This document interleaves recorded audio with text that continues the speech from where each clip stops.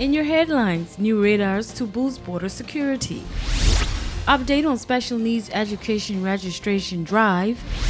And Good Neighbors Purse gives back.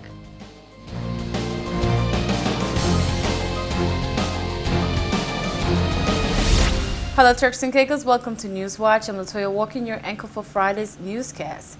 Let's get right into it.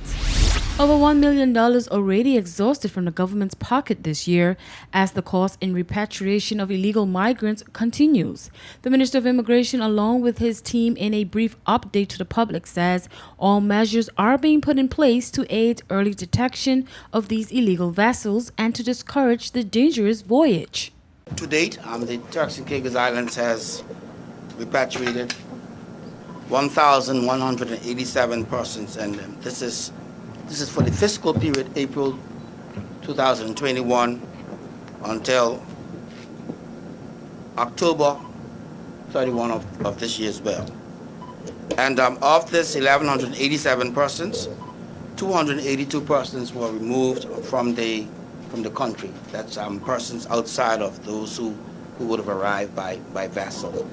And the cost at this as of today is about $1.9 million that's been spent, and $2.3 million had been allocated for repatriation for this period.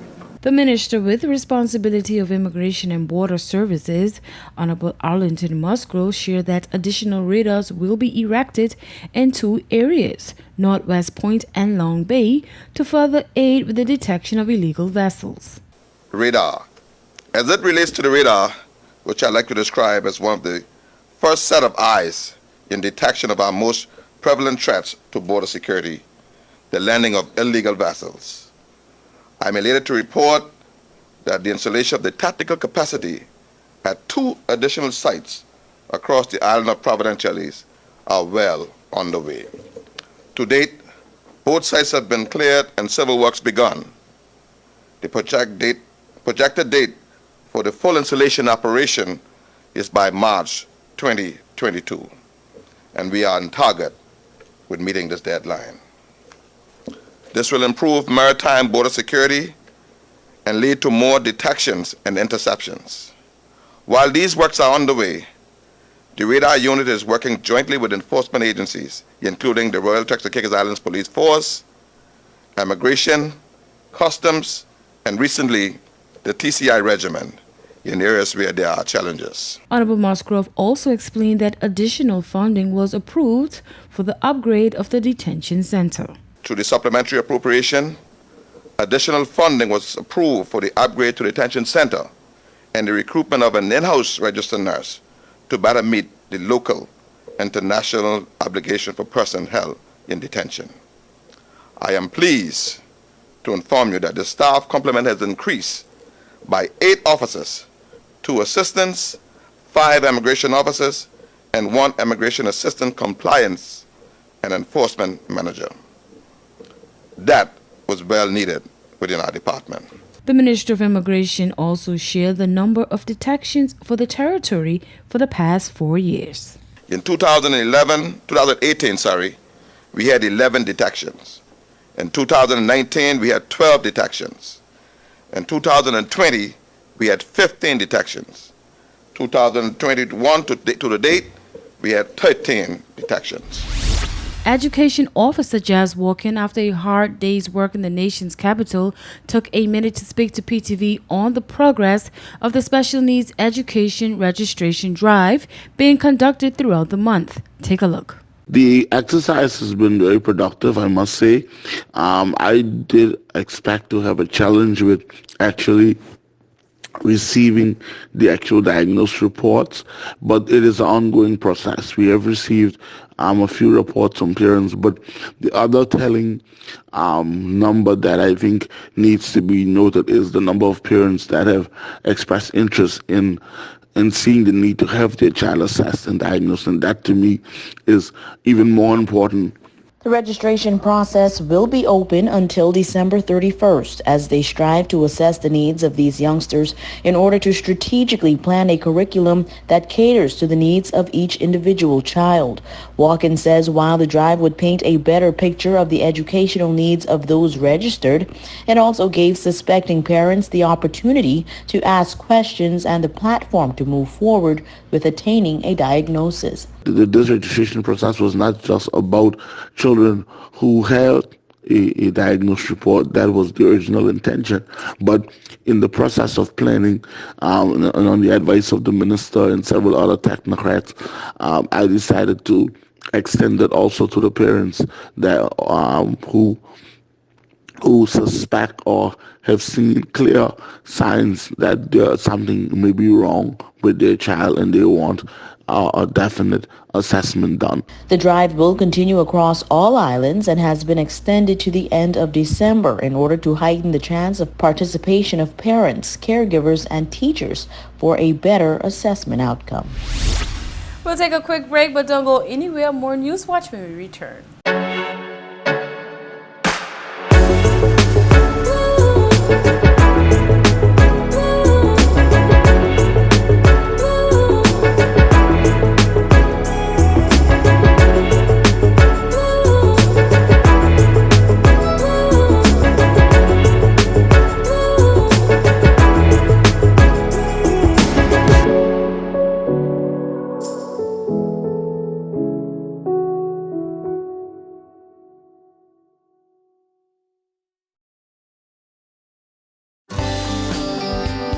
This is a reminder that all PTV service accounts are due on the first day of each month.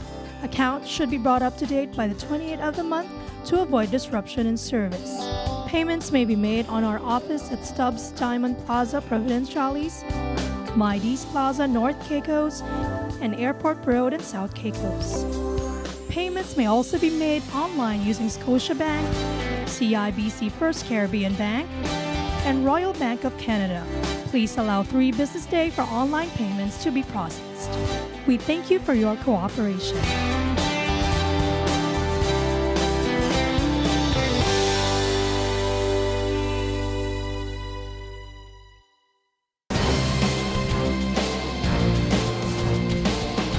Welcome back to Newswatch. For the 4th year in a row, the Good Neighbors Purse is giving back for Thanksgiving. Free lunches will be distributed as part of their holiday initiative. Take a look.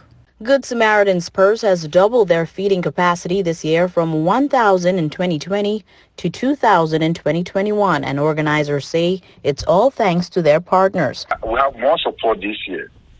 A lot of people came on board because to source for turkey and to be able to prepare this food is expensive. Things are really, really, really hard. So we got more people to support us this year. We have them all their names in there. Dr. Apostle Kenneth Chukwu says as the economy continues to rebound, there are still persons in need of assistance, and that is what Good Samaritan's Purse is all about. A lot of people don't have food to eat. A lot of people are barely going back. Forget about clothes and what people wear. I'm in there. I'm feeding people every day. We do not expect. There are so many needs. Even though there are many charities trying to reach out, but their needs are enormous. And especially this year, turkey is expensive. Some turkey I saw is about $180 something. No one can afford that. But we put this thing because we want everybody to celebrate the goodness of God. And this year, there is even more in store. The Thanksgiving dinner will provide persons with free packed lunches and drinks, toys, and clothes for all. This year, again, it's not just about Thanksgiving lunch as we did last year. We're giving out snacks, provisions, groceries, toys, clothes, shoes, household items, name it, so many things, books. Okay, we'll be out there for people to take. So I expect this one to be more, even more than last year. Dr. Chukwu says with the cost of essentials going up, there are persons wondering about the provision of Thanksgiving dinner, especially with grocers right here in the TCI charging over $100 for a turkey. They are proud to still be able to complete the task at hand. The giveaway takes place at Butterfield Square, downtown Provo. Officials say distribution begins at 12. Attendees are asked to remain orderly, adhere to mask wearing and social distancing protocols. A quick break now. More News Watch when we come back. This is a reminder that all PTV service accounts are due on the first day of each month. Accounts should be brought up to date by the 28th of the month to avoid disruption in service. Payments may be made on our office at Stubbs Diamond Plaza, Providenciales, Mides Plaza, North Caicos, and Airport Road in South Caicos. Payments may also be made online using Scotiabank, CIBC First Caribbean Bank, and Royal Bank of Canada. Please allow 3 business days for online payments to be processed. We thank you for your cooperation.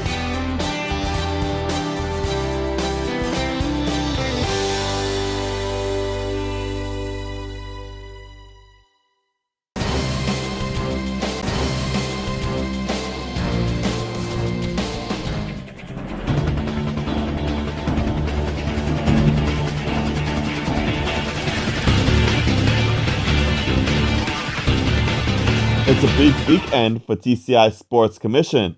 Tomorrow, the Youth Basketball League hosts its championship final game. At 3 p.m., the 12 and unders compete for the final time this season. This time, Island Pro finishers will contest Apex Solution for the title. At 4 p.m., Olympic Construction faces off with Apex Solutions. They'll be competing for the 14 and under title. Admission to the games is free, so be sure to go out and support. Next up, the Interscholastic League and Championship begins following a brief opening ceremony at 3 p.m. Then, at 4:05, Marjorie Basin competes with British Collegiate. The Interscholastic Basketball League also sees Raymond Gardner compete against Marjorie Basin. We'll bring you the full breakdown and results in a subsequent newscast. Reporting for your Sports Authority, I'm Ali Carvey. Mixed weather patterns across the Turks and Caicos Islands. Here's your weekend weather forecast. Starting in the nation's capital on Saturday, partly cloudy skies, high 83, low 78, winds east at 10 to 20 miles per hour. On Sunday, partly cloudy skies, high 83, low 78, winds east at 10 to 15 miles per hour. On Monday, sunshine and mixed clouds, high 84, low 78, winds southeast at 10 to 15 miles per hour. On South Caicos on Saturday, scattered thunderstorms, high 83, low 78, winds east at 10 to 20 miles per hour. On Sunday, partly cloudy skies, high 83, low 78, winds east at 10 to 20 miles per hour. On Monday, partly cloudy skies, high 84, low 78, winds southeast at 10 to 15 miles per hour. North and Middle Caicos on Saturday, scattered thunderstorms, high 83, low 77, winds east at 10 to 20 miles per hour. On Sunday, scattered thunderstorms, high 83, low 77, winds east at 10 to 15 miles per hour. On Monday, partly cloudy skies, high 83, low 77, winds southeast at 5 to 10 miles per hour. Parrot and Pine Key on Saturday, partly cloudy skies, high 83, low 78, winds east at 10 to 20 miles per hour. On Sunday, partly cloudy skies, high 83, low 78, winds east at 10 to 20 miles per hour. On Monday, intervals of clouds and sunshine, high 83, low 77, winds southeast at 5 to 10 miles per hour. And on Providenciales on Saturday, partly cloudy skies, high 83, low 78, winds east at 10 to 20 miles per hour. On Sunday, partly cloudy skies, high 83, low 78, winds east at 10 to 20 miles per hour. And on Monday, intervals of clouds and sunshine, high 83, low 77, winds southeast at 5 to 10 miles per hour.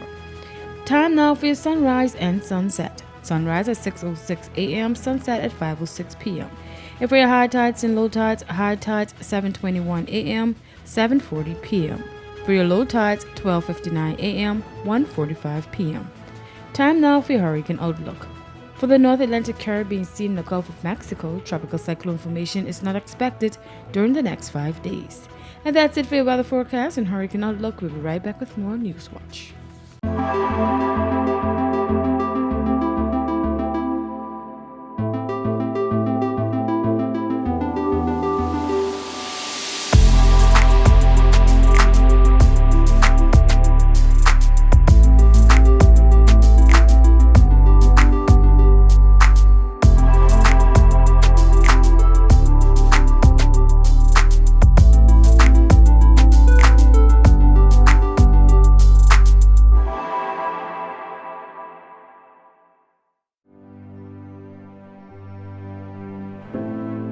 Here at People's Television, we're more than just your leading news and entertainment services. We are spreading the gospel.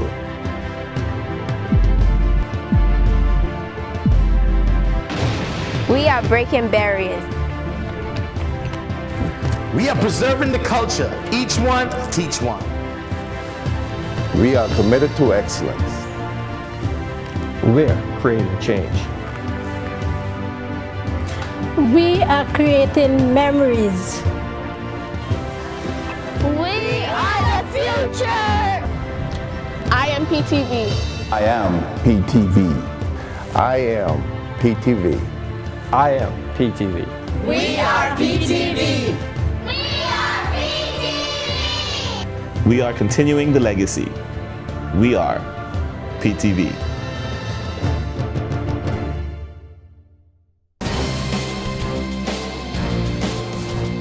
Welcome back to Newswatch. Dr. Virginia Clavel has now moved on to the National Security Secretariat, having served the territory ably as Director of Disaster Management for several years. Details ahead.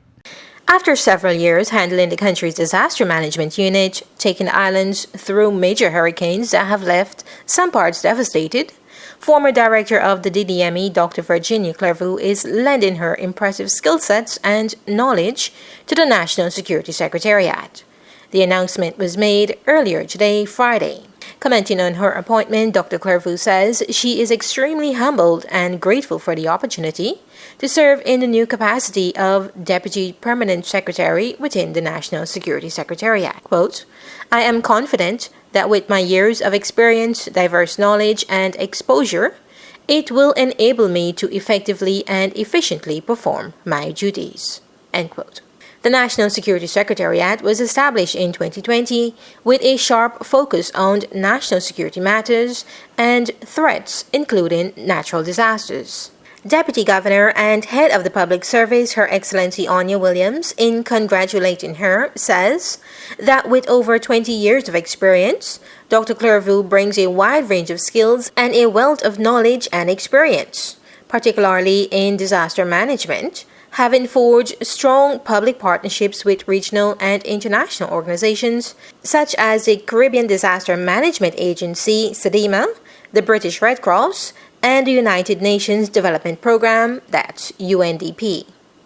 Dr. Clavel joined the public service in 1997 as a graduate teacher within the Ministry of Education, after having returned to the TCI from Shortwood Teachers College in Kingston, Jamaica, where she completed a diploma in education. She taught for 1 year at the Ona Clinton Primary School in Grand Turk before returning to her alma mater, the Marjorie Basin High School, where she taught geography, history, and social studies, before leaving to pursue her bachelor's degree, which she completed in 2002. She then went on to pursue a master's of philosophy in geography, graduating in 2004, followed by her doctorate in the same discipline. Dr. Clavel is also the author and co-author of chapters in 2 books and 7 peer-reviewed journal articles. She has presented at several major conferences, including the United Nations, following Hurricane Irma and Maria in 2017. For PTV News Watch, I'm Delana Iles. This concludes today's edition of Newswatch. Remember, you can visit our website at www.ptvatci.com or join us every weekday at 6:30 p.m. for the real news. I'm Latoya Walken, signing out until next time.